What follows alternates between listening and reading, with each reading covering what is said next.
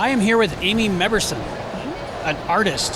You can see some of her work behind me, and we'll show some more as well.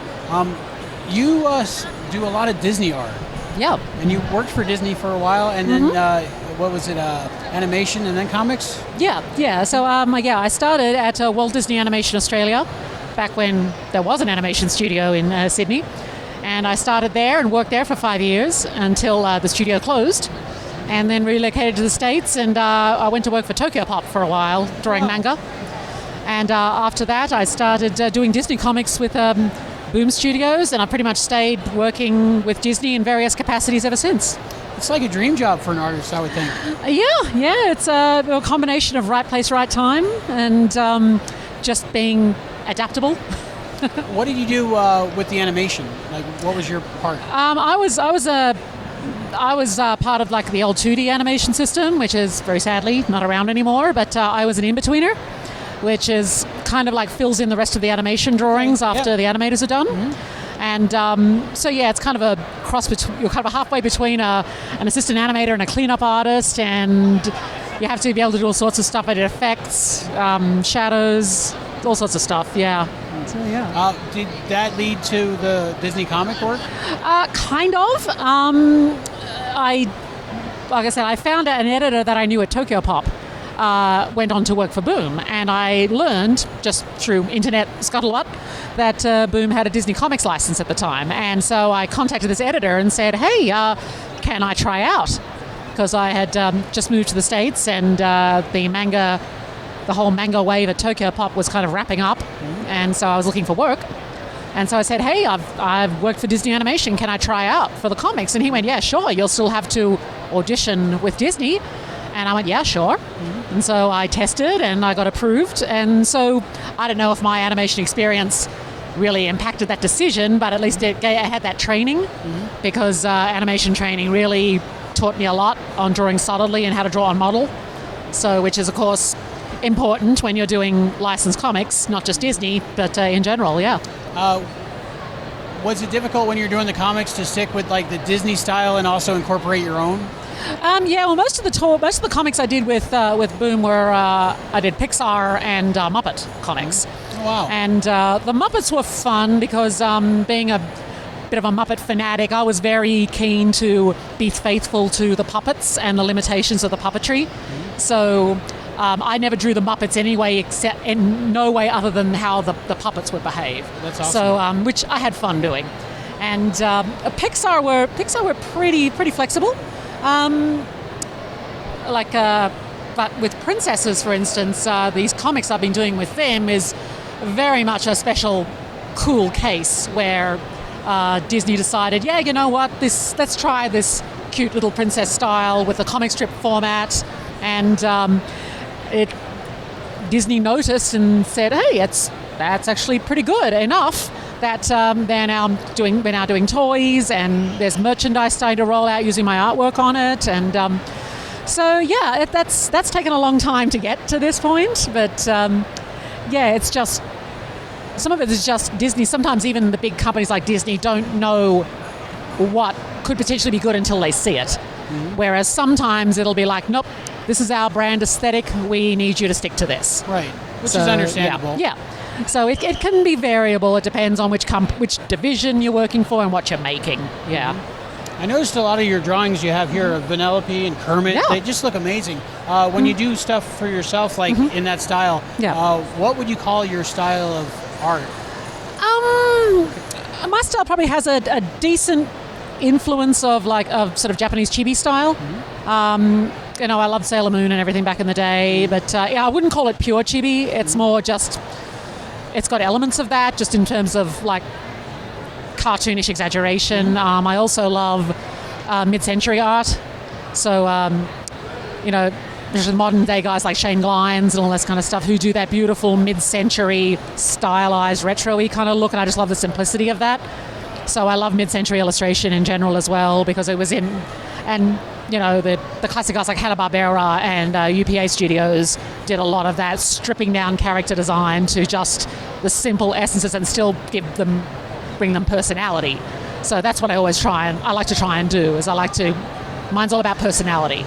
So, and I think honestly that's what a lot of people find engaging with my stuff. They're just like, that's so cute they look very often, but cute and also alive at the same time. yeah, I makes very sense. much like to always have personality or some kind of attitude in the characters. I don't like them to look just boring. It's very nice work. Thank you. Do you ever do any artwork that would surprise your fans of this style, like another style, like opposite, some like like for yourself? Not really. maybe, I'm or- fairly predictable. Yeah. It's like many out there. I love drawing pretty girls, and that's what I enjoy drawing, and I tend to stick to my strengths. Sometimes, yes, you walk around and look at other artists and go, oh, I kind of like to try that. But, back in the day when I was a kid, I wanted to be like Beatrix Potter. I wanted to do beautiful, traditional watercolor, storybook illustration and all that kind of stuff. But, for the most part, I'm content with what I do. It's, do you ever have Disney princesses that, like, when you get to work on them, you're excited, and other ones that if you get to work on them, you're like, not her again? Oh no, No? never. All of them? No, Like- I love all my girls. I love all my girls. Do you have a I mean, favorite? Yeah, I mean, I would love to work on more Frozen stuff. Frozen, of course, is a separate brand from Disney is it? Princesses. Yes. Oh, I didn't know that. Yeah, so that's why you don't see Anna and Elsa hanging around with the princesses or Okay. anything, except in Wreck-It Ralph, which was a different thing. Yeah, Wreck-It Ralph. that was different. Yeah, they were off and they were just relaxing. Yeah, that was kind of a different take, which has nothing to What do did you with think it. of that? It was fun. You can see Features had a lot of fun doing that. Yeah, and it was. People came to me as soon as they saw that scene at D23 and said, they've done Pocket Princesses. And I just went, oh, okay. And I finally got to see the scene. I'm like, yeah, it was funny. There are things I would have written about it that are different, but I could see what they were going for and what the intent of the scene was. So I don't really, it's funny and I love them. And Dark Horse asked me to do a Wreck-It Ralph princess story with them. So that was challenging. Does it surprise you how lucky you've been? Not lucky, that's probably the wrong word. How fortunate you've been in the industry to be doing the Disney comics. Absolutely, and yeah. Stuff like that, yeah. Pixar and all that stuff. I mean, Disney is still one of the most desirable companies for a creator. It's like you don't get much higher than Disney, and there's a heavy emotional legacy involved because you're contributing to this incredible history, and you want to do justice to these animators and who created these characters you love, and you want so much to make them proud of what you're doing, and and ultimately to be pragmatic. Disney is a company.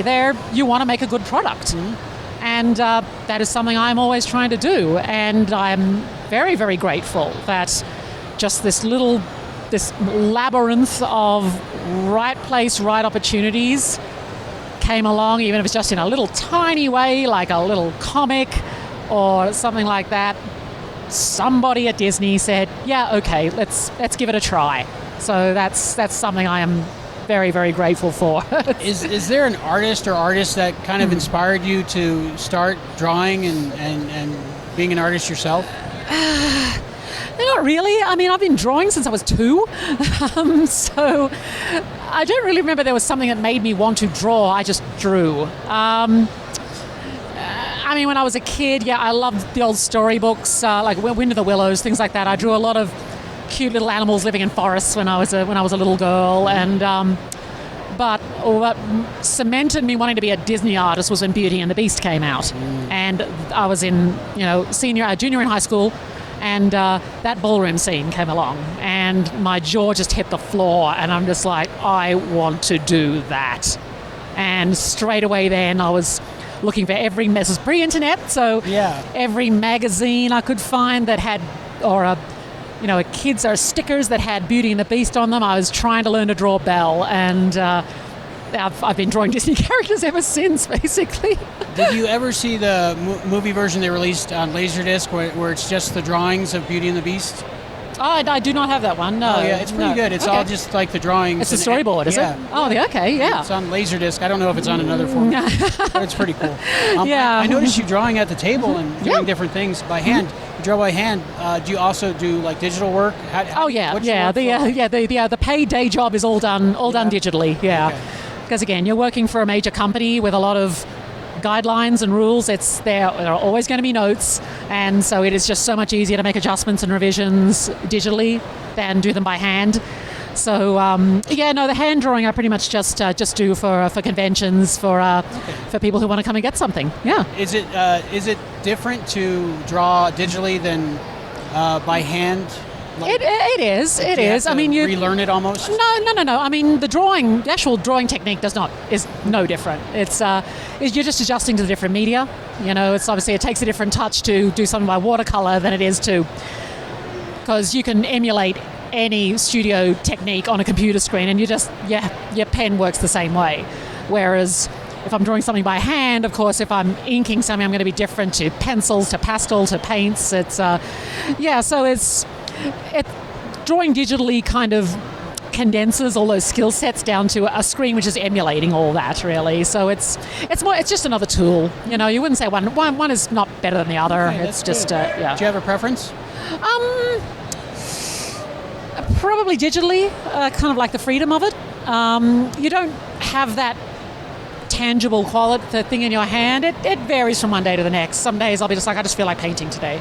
Mm-hmm. Do you do it for yourself, art, just to enjoy, or is it you do it so much you just take time off when you're not doing it? Oftentimes, yes. Yeah, I work.